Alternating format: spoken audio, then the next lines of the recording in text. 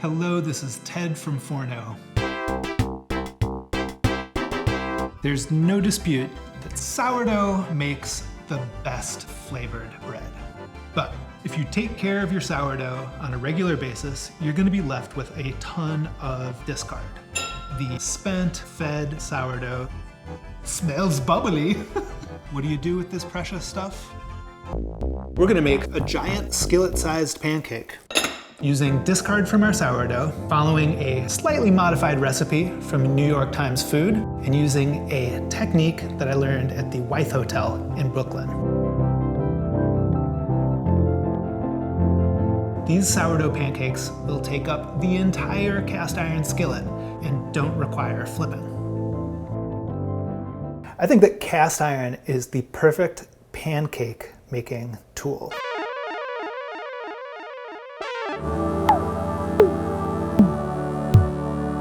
This recipe has 2 steps. The first step in making these pancakes, you do the night before you're going to make your pancakes. Mix up a sponge.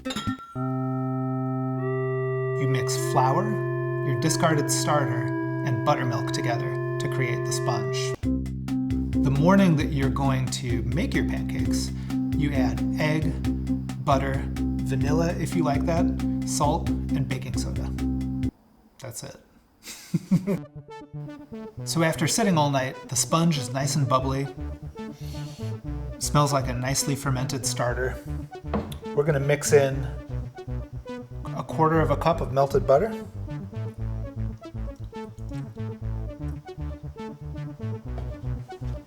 One egg beaten.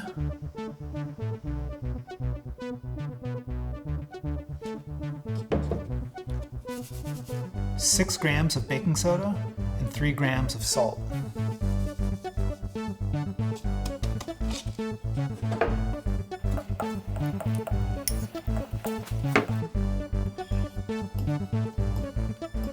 Now this makes a batter that is a good bit thicker and stiffer than what you might be used to. Now that the batter is all mixed up, we're going to let it sit there. The baking soda is going to interact with the acidity inside the dough. We're going to get some nice loft. And while that's happening, I'm going to put some butter into the pan and warm it up. These pancakes can easily be cooked traditionally, on a griddle, in a pan, by pouring a little bit of batter at a time and making a round cake. You want to make sure that the pan is nice and uniformly hot. This pancake is never flipped. It's finished entirely on one side in the skillet, mostly on the stovetop, and then finishing it in the oven or under the broiler. All right, the skillet is nice and hot. I'm going to pour half of this recipe into this 10-inch skillet.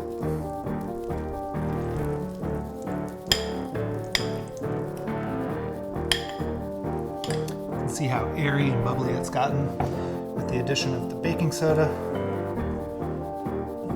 And then we'll just kind of zhuzh it around. A pancake this size will pretty often feed 2 people. Like other pancakes, we're going to look at this and gauge the doneness on the bottom by the number of air bubbles that are forming on the top, and also by the dryness of the top. You also want to use your nose pretty prominently as a measuring device when cooking pancakes like this. It's pretty easy to burn them on the bottom, so you want to keep a nose out for burning smells.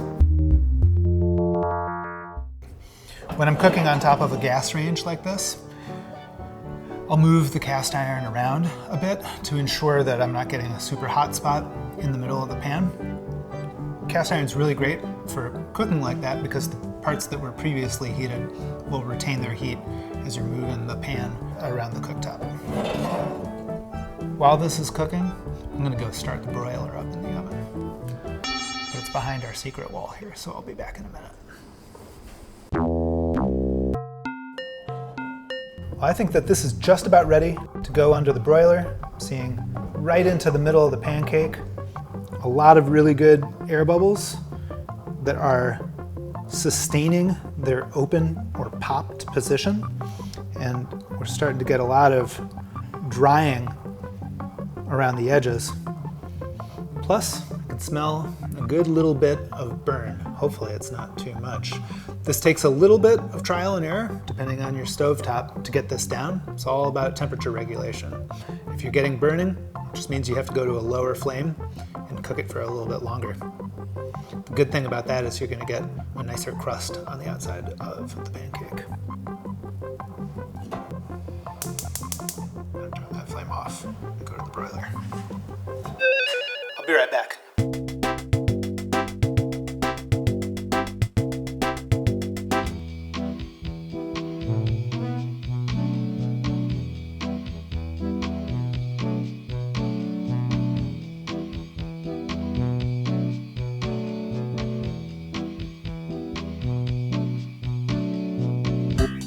There is the bottom, dried out, finished on the broiler.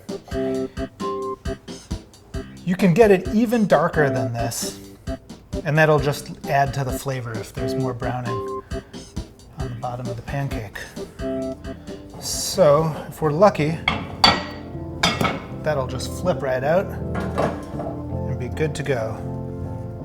There it is. Sourdough pancakes cooked in a cast iron skillet. What more do you need?